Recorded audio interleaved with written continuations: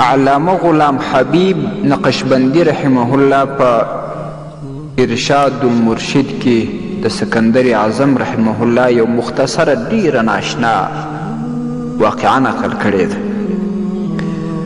هغه چې کله وفات کیږي د زکندن حالت یې دی.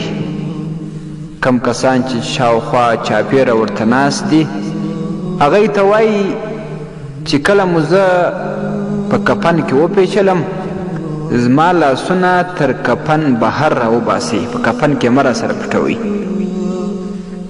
شاوخوا چې کم کسان ورته ناست دي هغوی ورته وایي چې د دې څه راز دی، ستا لاسونه د کفن نه ولې بهر راوباسو، په کفن کې ولې پټ نه کړو؟ سکندر اعظم رحمه الله ورته وایي چې دې تمامو خلکو ته دا پته ولګېږي، هغوی ته دا معلومه سي چې ما د خپل مال او دولت څخه هیڅ شی یو نه وړي، په وچو لاسو او بې هر څه قبر ته ځم، هلته تور یو ګز کډي ته ور وډېرم. نو ګورئ نن سبا دې انسانانو د تاسې فکر وکئ، د دنیوي کارونو په باره کې دوی تمام تدابیر په کار اچولی دي، خپل تمام عقل یې په کار اچولی دی.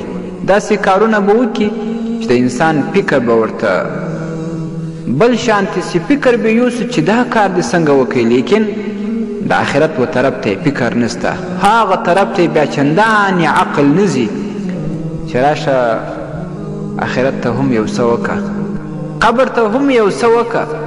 دا دنیا خو به تیره شي خو ته به بې لاسو ترې ولاړ شي.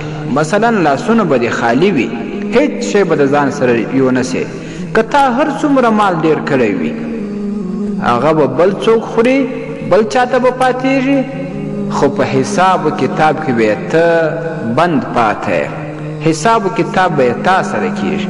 نو اوس هم د ځان سره فکر وکړه، لږ و خپل ځان ته وګوره چې ته دا کاروبار څنګه کوې، په شرعي طریقه دی که نه، په څه طریقه باندې مال ګټې، او بیا دې ته هم وګوره چې دغه مال ته څنګه استعمالوې، د دې سوال هم درڅه کېږي.